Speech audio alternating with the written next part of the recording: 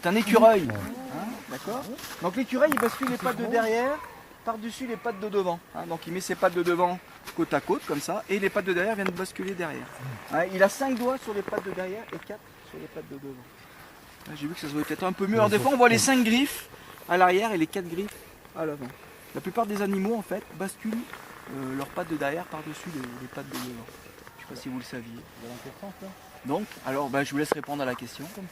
Ah non. Non, monte là. Les pattes de derrière donnent la direction d'attaque. Ouais. Bascule par-dessus les pattes de devant. Donc, Ah oui. forcément. Oh bah, c'est bien, vous avez vu, parce que j'ai dû.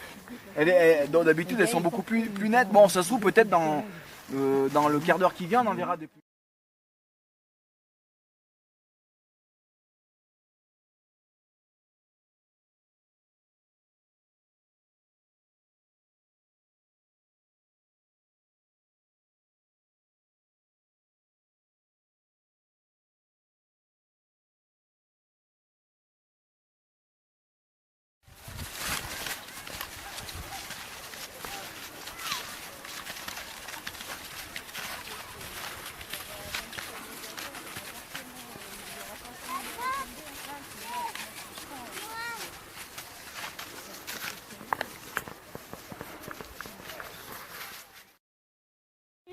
Le renard il mange du bois peut-être. ça moi. Alors tous les herbivores c'est la même bouche, ils sont pas capables de couper.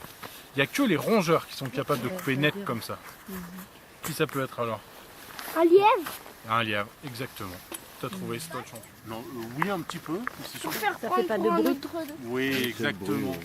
Imaginez un chat avec des sabots qui veut attraper une souris.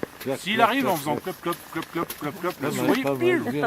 L'intérêt des coussinets, c'est les chats ou les renards, ils arrivent tout doucement, ils ne marchent pas devant nous pour pouvoir approcher leur proie sans lui faire peur.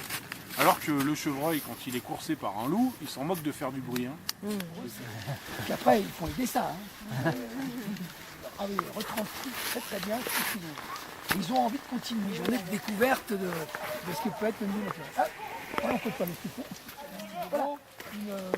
Quelque chose, un petit frottement, on a toujours le sparadrap, quelqu'un qui s'égratine, on a du colis, on emmène quelque chose pour un peu pour quelqu'un qui a un peu qui a un début d'hypoglycémie, des choses comme ça. Voilà. Je vais pas trop rentrer dans les détails. On a surtout aussi en cas, malheureusement, c'est quand même important, c'est de pouvoir parler des hélicoptères tout à l'heure, déclencher, on va le mettre en marche. Attention, ça fait beaucoup de bruit.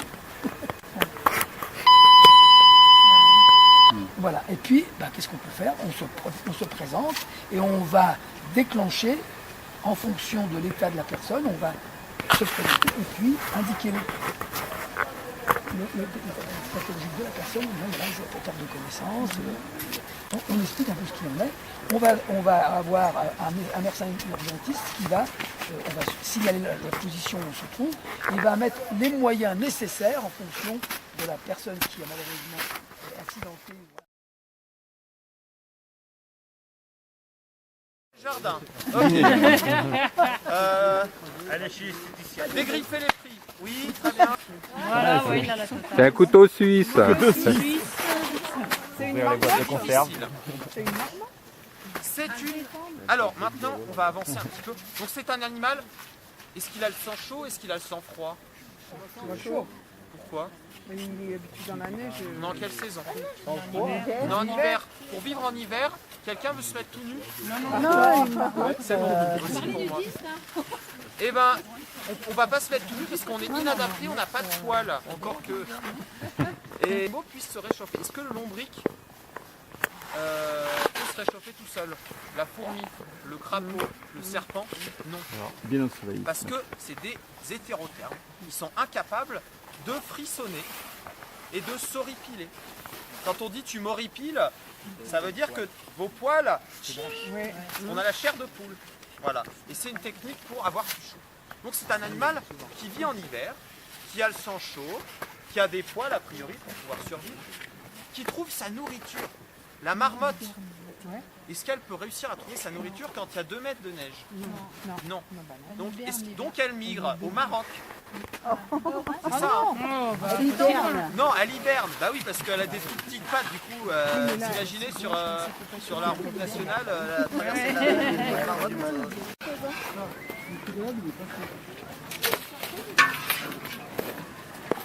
les trous, non.